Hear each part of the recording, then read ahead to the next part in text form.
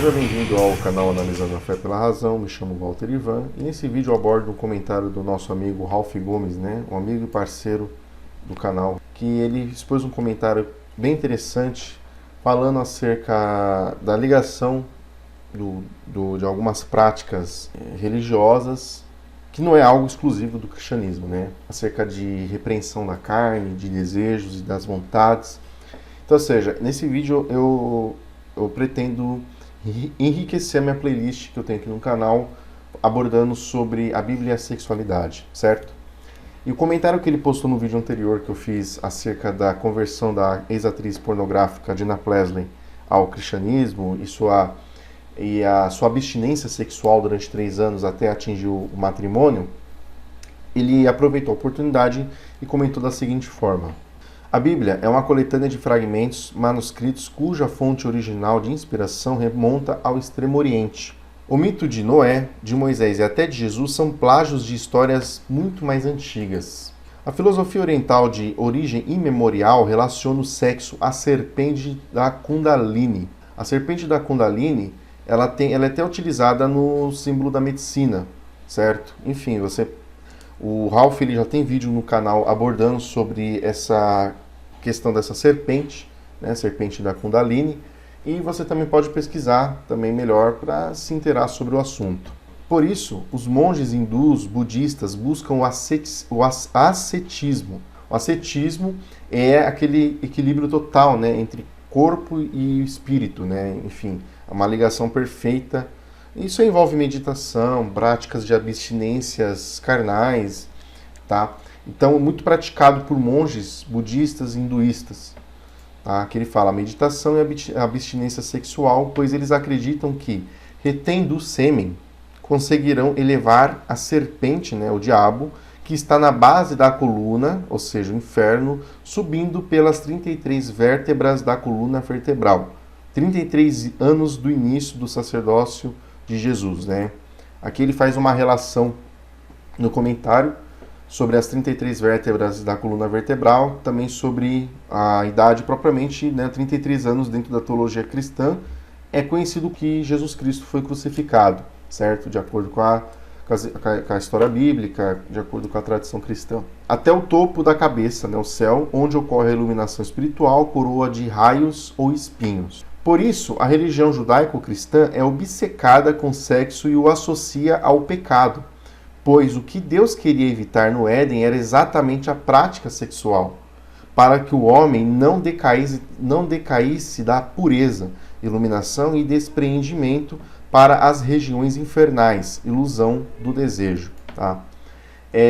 Aqui só uma observação, no caso a religião judaico-cristã é mais acerca do cristianismo, porque o que eu já estudei acerca do judaísmo em si, existe regras sexuais? Existe. Até mesmo dentro da própria Bíblia, se você ler o que o Antigo Testamento fala, principalmente a lei de Moisés fala sobre a questão da sexualidade, ali é abominável, principalmente Levítico 18, ele aborda muitas regras de condutas sexuais, tá? Então, ali você já tem uma proibição da prática homossexual de um homem com outro homem, relações sexuais entre pessoas da mesma família, mãe, filho, pai, filha, com neto, com vô, sobrinha, cunhado, irmãos. Tá? Então, ali já se apregoa regras doutrinárias sexuais, porém não tão rígidas, comparados com o que viria posteriormente com o cristianismo, certo? Preste bem atenção nessa parte aqui, ó. Se observarmos, até a terminologia usada na religião tem conotação sexual, sendo comuns expressões como gozar na presença de Deus, êxtase religioso, ser penetrado pelo Espírito, prostrar-se diante do Altíssimo, ajoelhar-se em súplica, varão de Deus, comer o corpo de Cristo, a igreja é a noiva de Cristo, semear a palavra de Deus e etc.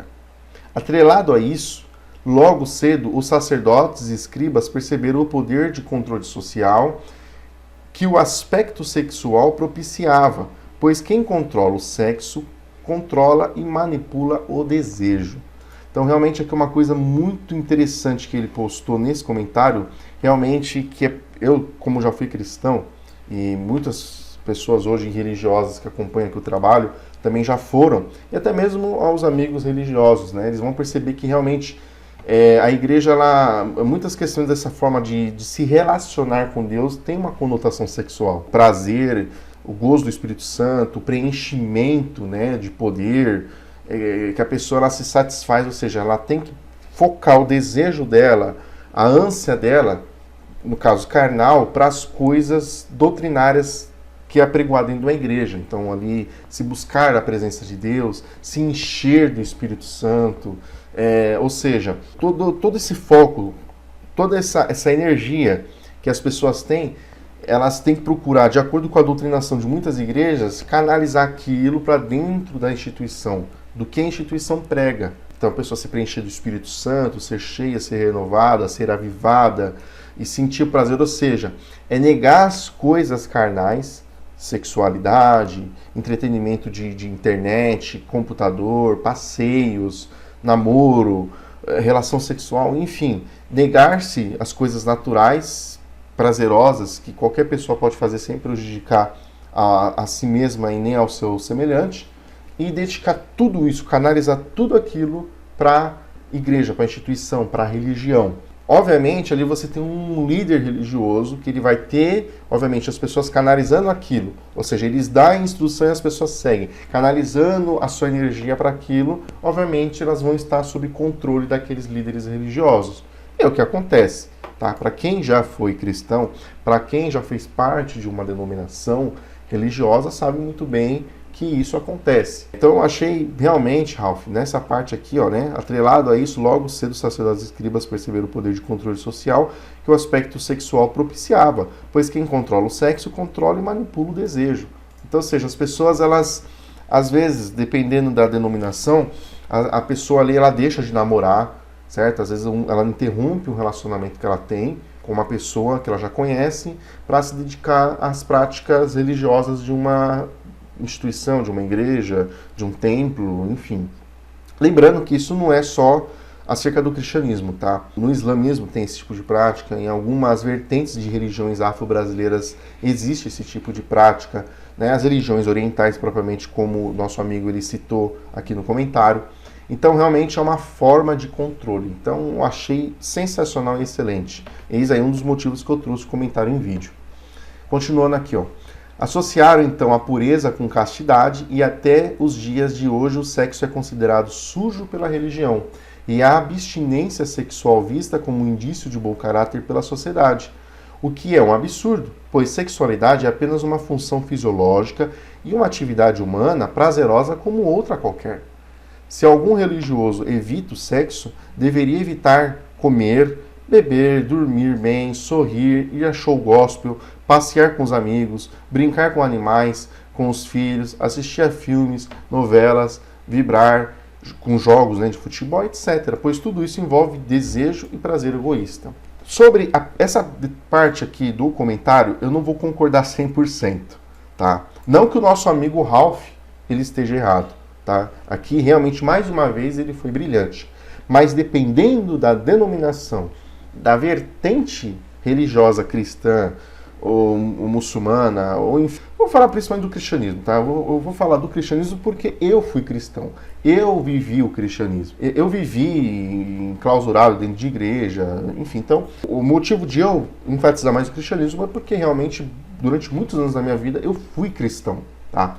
Então, quando ele fala assim, que já que tem que se abster sexualmente simplesmente pelo fato da pessoa não ser casada, não ter ali uma oficialização do casamento conforme a igreja pregou que deve ser, ele diz aqui que, nesse caso, ela também deveria se privar. Por que ela não se priva de outras coisas?